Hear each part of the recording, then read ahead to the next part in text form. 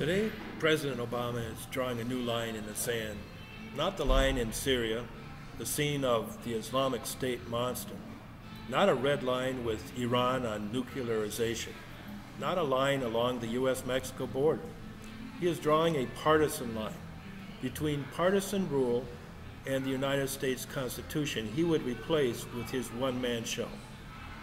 We need to dismantle that line, erase that line once and for all. And two highly partisan Minnesotans who are in that United States Senate blocking the funding of our homeland security and threatening the rule of law and our U.S. Constitution need to stand down. This is the greatest example of the destructive nature of the two-party system since Richard Nixon's impeachment and resignation shook the nation and reshaped the landscape and political future of the nation in September of 1974. When the specter of impeachment begs the question, is impeachment the only way to protect America's democracy and freedom under our Constitution? As you ponder our crisis, I want you to think about electing an independent American as president in 2016, because the hyper-partisanship of the players in Washington is actually feeding this cycle of the rending of America and our freedom and our security. This is not just about immigration. It is about the U.S. Constitution, about our balance of powers and rule of law. Both are being sorely tested at this hour, which is indisputably a constitutional crisis. Today, the American media on the Sunday talk shows openly admitted that they know this is a constitutional crisis, or about the Constitution, but they are playing it to the public as if it is all about anger or displeasure by a handful of Tea Party Republicans about an action that's pretended to have been taken by Obama on immigration, though it's been halted by a federal court. And several of the talking heads openly admitted they are going to milk this politics of perception until they con young voters into accepting that we have lost our Constitution and turn to the new history of racial, gender, and identity politics. We must erase this line in the sand before it erases us. Al Franken and Amy Klobuchar are the product of pure partisanship, including gender quotas, homosexual and race quotas, and apparently comedian quotas, that have seriously undermined the operation of the U.S. Constitution in Minnesota federal elections. Now they feel safe, not having to face serious elections here, and helping Barack Obama to block the operation of the U.S. Constitution in Washington. On Friday, 2 days ago, Homeland Security teetered on edge as the Senate and House of Representatives barely agreed to put off this dangerous attack on our national security for just 1 week. But amazingly, Al Franken and Amy Klobuchar and the White House are gleeful, like it's all about Saturday Night Live. You can't celebrate on Saturday while on Friday America's safety and security hang by a thread. Now the White House announces that this gives Obama an excuse not to work with Republicans, but to continue to run the country by himself. And so he doesn't need George W. Bush anymore. Jed Johnson actually had the nerve last week to target the Mall of America, and he said, "I need Congress to fund my budget." And he threatened that the Mall of America, indeed America, will be at greater risk if Congress does not acquiesce in this Obama scam, this Obamagration, where he blocks Congress from acting on immigration rather than working with the other co-equal branches of government. I'd like to share a few thoughts about the current security situation. First of all, it's obvious that the White House is trying to block Congress from acting on this and to force its own agenda on immigration and a broader political agenda through. To be in control of assets, of the immigrants as a political asset, and block Congress from taking the action which is needed. Now this started when both Barack Obama and Hillary Clinton in 2007 withdrew their support when in the Senate and getting ready to run for president. Their support of the Bush support for the Kennedy-McCain Comprehensive Immigration Reform Bill and plan for resolving the immigration issue. It kind of stagnated And they decided to pull out and use it for presidential politics instead. And so now Obama started this, and he is blatantly trying to naturalize foreigners to aid his own Democratic Party, together with their overall coalition to take over America. And although these particular people who would be naturalized would not be able to vote legally until they went down the path, he would be in control of those people. They would be owing him, ingratiated to him, all along the way, and all the social programs he would put in place to create jobs for his Democrats. And then all of the Hispanics would go his way because they would work together on this with him. And it would be a very strong alliance and his black thing to take over America. This basically is a strategy to not just wait until 2030 when whites are supposed to be in the minority, but immediately begin to leverage that new coalition into a working majority to govern America beginning right now, with the support of others, abortion supporters, homosexuals, and the like, who have an anti-American agenda. There are many abortionists who have an anti-American agenda. And so it raises the question of impeachment, and whether impeachment is in fact the only remedy to stop him. I think that you need to look at the courts. However, it's convolution because the courts have to act on a factual basis. There's all kinds of people in the courts who would like to see various outcomes. And if they could construe a forced action by Obama to be a congressional acquiescence in this immigration action, then he would be able to get their approval of the measure. This would not only aid him, but it would disrupt the United States Constitution and our American agenda. I have an alternative, which is basically to normalize the Mexican border. And what I mean by normalize is to regulate it according to norms which will be adopted at the federal level. The federal government needs to lead on immigration, but it needs to create a situation for the states which would be acceptable. I'm talking about a new foreign policy here. And so there are people on both sides of the border who would like to see the entire northern Mexico, southwest United States area to be much more productive, much more livable. I believe there is concern as to which way this region is going to swing. Is it going to remain a part of Anglo-America, established by the British, or is it just going to be a part of Hispano-America, established by Spain? Is it just going to push the border north? And I believe that is happening because you see all the representation in Congress south of San Antonio is Hispanic, and yet Texas is leading in the creation of jobs. So there's something both good here in that model and something that gives pause when we think about the nature of what is the nature of that border going to be. First of all, when we have a number of states like New Mexico, Arizona, and Nevada, those three states in which they're not really industrialized states. And yet they're not really agricultural states. There's some livestock, but they're basically underdeveloped, just like the northern part of Mexico. And they're lacking water. And so both countries and the entire region could benefit from finding new sources of sufficient water supply that would allow a better course of development, including being able to support more of a population. And so if this were brought to bear, it would create greater stability in that region, because as it is now, it's underproductive desert basically, and as a border in this situation where they're playing with race, it's dangerous. And so we need to normalize it, to stabilize it. That's the only way that you can secure the border.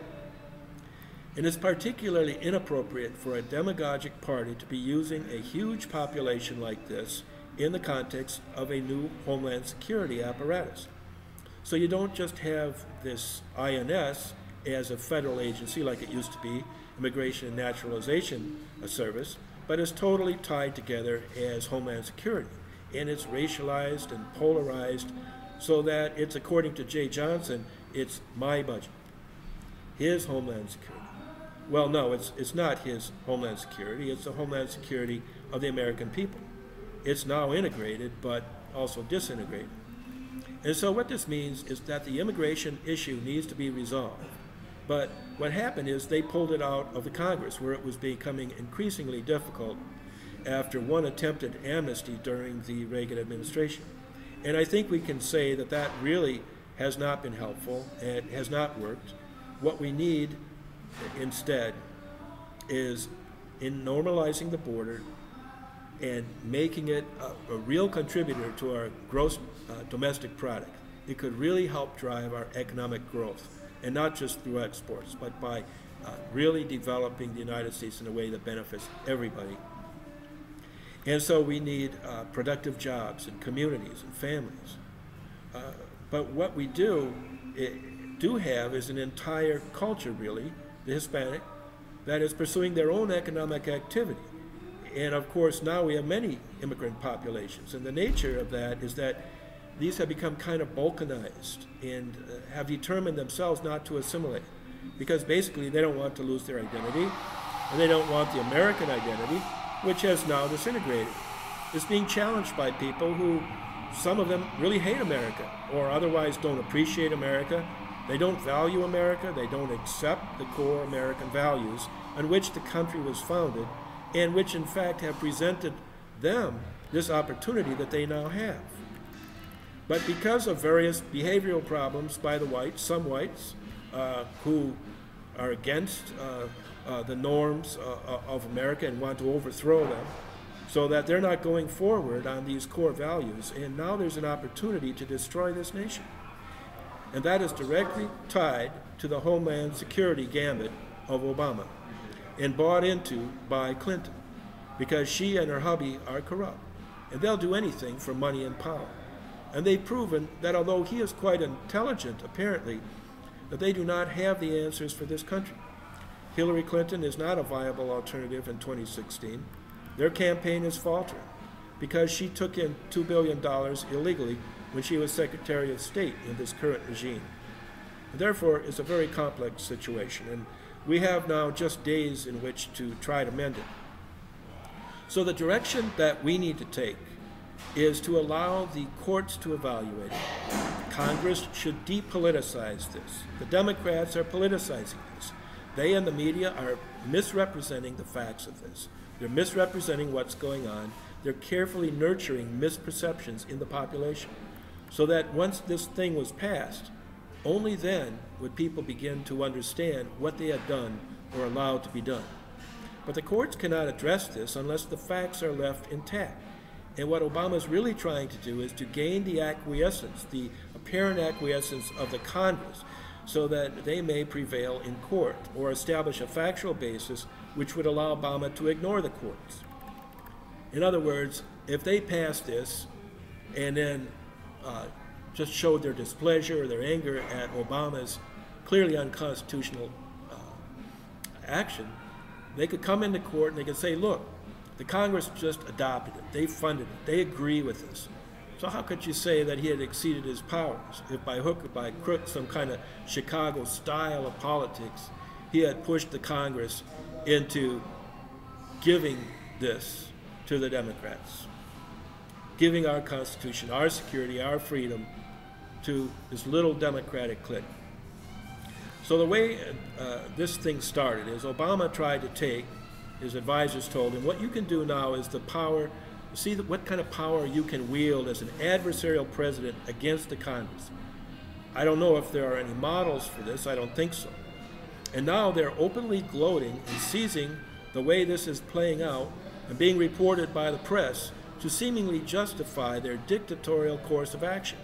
And in this drama, Al Franken, Amy Klobuchar, and the Senate Democrats are being used as stage props while Obama rules. How they think this will lead to a 2016 presidential victory is difficult to see. But Obama and his White House are steadfastly pursuing it, steadfastly dismantling our security and our Constitution. And it's time for Franken and Klobuchar to wake up. And it's a critical time to retain the Independence Party here in Minnesota. Franken has actively sought to dismantle this vehicle for the huge block of independent Minnesota voters. And I'm trying to restore that. And I will seek to run against the Republican and Democrat presidential candidates as an Independence Party nominee here in Minnesota. But even more importantly, to preserve the vehicle of the Independence Party of Minnesota. And I'm currently taking action in the state and federal courts to that end. And I would welcome anyone to run against me in that primary, that I am trying to continue on the Independence Party ticket in 2016.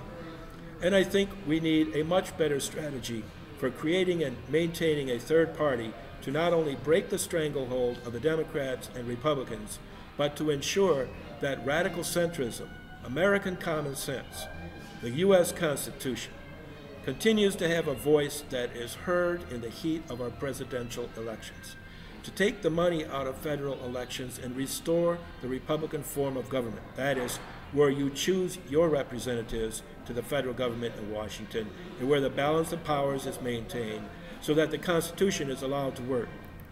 But now, Barack Obama is being encouraged to be completely adversarial to the Congress and the Constitution, even though the Supreme Court has said twice that he is acting without authority and exceeding his constitutional powers, which he does not seem to understand. There's not been a situation like this between any other person in the White House with a Congress with a party in opposite control. You could compare Clinton. However, they were not taking away his constitutional powers, and he was not taking their constitutional powers away. That was an issue of intense partisanship in which they were trying to destroy Clinton. But they were not blocking him from acting as president. And his popularity grew because the government was apparently ever more effective in areas like defense, national security. There was an appearance of effectiveness there, even though the occupation of Iraq continued to fester.